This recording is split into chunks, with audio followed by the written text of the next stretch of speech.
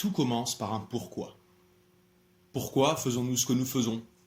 Pourquoi nous efforçons-nous tous les jours de nous adonner à nos activités quotidiennes?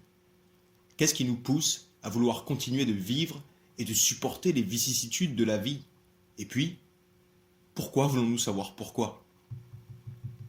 Sommes-nous là, sur Terre et vivants, juste pour satisfaire l'assouvissement des tendances que la société de consommation nous impose insidieusement par son jeu de frustration permanente et assaillante? Sommes-nous là seulement pour le plaisir, le devoir, l'un dans l'autre? Et les autres alors? En sommes-nous garants ou responsables, ou alors indépendants? Le sens que l'on recherche, activement ou passivement, rejoint-il ou non celui que les autres recherchent aussi? Et si nous recherchons, ne serait-ce pas l'indice d'une intuition en nous qui sait non seulement que l'on n'a pas encore trouvé ce sens, mais aussi qu'il faut le chercher? Et pourtant, nous ne savons pas vraiment ce que l'on recherche. Pourquoi? Si nous en venons à un moment ou à un autre à nous demander pourquoi, c'est bien parce qu'une prise de conscience du sens erroné de notre existence et de notre rôle ici-bas nous a interpellés et qu'une remise en question de nos priorités en est née. Nous sommes là. Nous sommes bien là, vous qui lisez et moi qui écris. Rien n'a été assez dévastateur dans votre vie ni dans la mienne pour que l'on y mette intentionnellement un terme. Et j'écris et vous lisez. Par cela, nous sommes unis. Parce que j'ai été poussé à écrire et que vous avez été poussé à lire. Alors encore une fois, pourquoi? Il y a forcément une raison, voire une multitude de raisons qui nourrissent encore notre envie de vivre, d'écrire et de lire. Combien d'entre nous peuvent se dire satisfaits de 80% de leur quotidien? Combien peuvent aujourd'hui, maintenant, dire qu'ils n'attendent rien de plus de leur avenir? Combien d'entre nous se disent être arrivés à l'ataraxie, avoir atteint le summum de la satisfaction? Et en a-t-il encore un, le summum de la satisfaction? Le peu que l'on puisse dire, c'est que l'on recherche un certain accomplissement. Quels que soient les plans sur lesquels l'on pourrait le rechercher, l'accomplissement est la convergence de toute quête existentielle. Et l'on pourrait aujourd'hui se demander ce qui nous pousse à cette quête. Quelles sont nos aspirations réelles et quel plan de notre existence cherchons-nous majoritairement à accomplir? Quelle est, en d'autres termes, pour chacun d'entre nous, la signification de l'accomplissement existentiel? Indéniablement, tout le monde se projette comme dessein une stabilité sociale, professionnelle et bien sûr financière, avec pour chacun une priorité dominante pour l'un ou l'autre plan, donc une interdépendance qui diffère selon les priorités de chacun. Le souci apparemment est que certains fixent l'acquisition et la possession matérielle comme but ultime, unique, presque sacré, allant jusqu'à traiter d'hérétique ou d'insensé et blâmer quiconque oserait décider de s'accomplir sur un autre plan, du moins de ne pas placer ses priorités sur ses valeurs matérialistes et de plutôt en utiliser le strict nécessaire à la libération de leur asservissement en vue d'un épanouissement sur des plans plus subtils.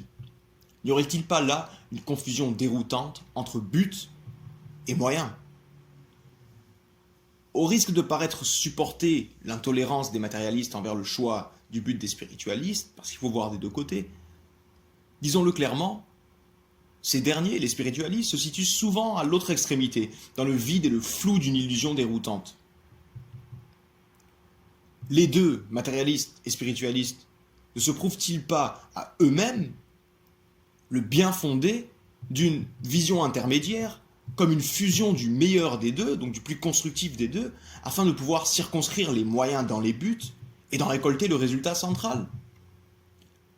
Loin de vouloir nier ou dénigrer l'importance d'un accomplissement social, donc, professionnel et financier, qui est une responsabilité essentielle à assumer lorsque l'on réalise le conditionnement toujours plus pesant de notre bonheur en société, si l'on désire faire preuve d'un minimum d'intégrité, je doute profondément que cette voie soit prioritaire dans l'épanouissement de l'être. Essentielle, certes, mais non prioritaire, dans un sens profond et exhaustif. Je me sens donc faire plus partie de ce que le matérialiste blâme et pointe du doigt, accuse de fabulateur ou de faible, bien que ma vision de l'épanouissement de l'être n'empêche en rien, comme dit plus haut, mais inclut de surcroît un investissement personnel, social et professionnel. L'un n'empêche pas l'autre. Seulement le fait que cet investissement ne soit pas pour moi ou pour nous autres, spiritualistes, un but en soi, mais plutôt un moyen, semble gêner. Qu'est-ce qui fait penser aux matérialistes que le sens que l'on donne à notre existence est moins important que le leur? Serait-ce l'apparente absence de résultats suffisants, ou disons-le clairement, de rendements suffisants sur des plans immédiats et quantitativement observables? Ou est-ce que le régime philosophique et parfois spirituel, donc impersonnel, que nous autres, encore une fois, nous imposons à nous-mêmes, manque de protéines pour l'ego? Peut-on encore seulement discerner l'illusion de ce soi-disant chemin modèle à suivre dans une société instaurée et de maintes façons déroutée par les aspirations animales et compétitives, égotiques et basées sur le gain, toujours le gain, même au détriment des droits les plus fondamentaux de l'homme? Avons-nous le recul nécessaire, autrement dit, pour ce discernement? En quoi une société qui privatise l'eau et qui demande rétribution financière pour un besoin aussi vital que l'eau pourrait-elle nous servir d'exemple et fournir des raisons de vivre? Les raisons de vivre elles-mêmes sont surproduites comme à la chaîne pour la consommation de masse. Ne se pose-t-on plus de questions? Le cas échéant, nous posons-nous les bonnes questions? Car il semble qu'il n'y ait de place aujourd'hui pour le comment dans un système injecté en nous comme une indéniable base. On ne se demande plus comment. On nous impose comment. Le pourquoi, lui, gît au fond d'un inconscient troublé par un nuage d'ignorance. On ne le discerne même plus. Si l'on part d'un pourquoi, comme c'est le cas de la majorité d'entre nous, qui prenons conscience de dimensions beaucoup plus essentielles à notre existence, si l'on part d'un pourquoi, on y cherche une raison. Or, notre existence, indépendamment de notre vie en société, ne pourrait en aucun cas avoir pour raison véritable l'accomplissement sur un plan érigé et décidé par l'homme dans son ignorance, car l'existence elle-même ne l'a pas été. Le sens de la vie qu'aucun homme n'a créé ne peut se trouver que dans ce que l'homme n'a pas créé, dans ce qui est transcendant à l'homme. Ce sens, dans ses aspects ultimes, ne procède d'aucune préférence personnelle, influencée ou imposée par l'homme lui-même. Ce sens se trouve, il se retrouve là où l'ego ne commande plus. Et oui, osons le mot, il se retrouve par nécessité. Il fut un temps où la vie socio-professionnelle telle qu'on la connaît, y compris les raisons d'exister qu'elle implique immanquablement aujourd'hui, cette vie socio-professionnelle n'existait pas. Mais l'existence, elle, existait pourtant. Nous pourrions là nous demander pourquoi vivaient les hommes à cette époque où les raisons de vivre que l'on semble accepter aujourd'hui n'existaient pas. N'y avait-il pas une raison plus profonde, plus intrinsèque à notre nature la moins conditionnée, qui animait leur vie? Une raison qui, pensons-y, serait toujours la même qu'aujourd'hui, un désir qui n'aurait jamais été comblé depuis qu'il infuse nos moindres cellules.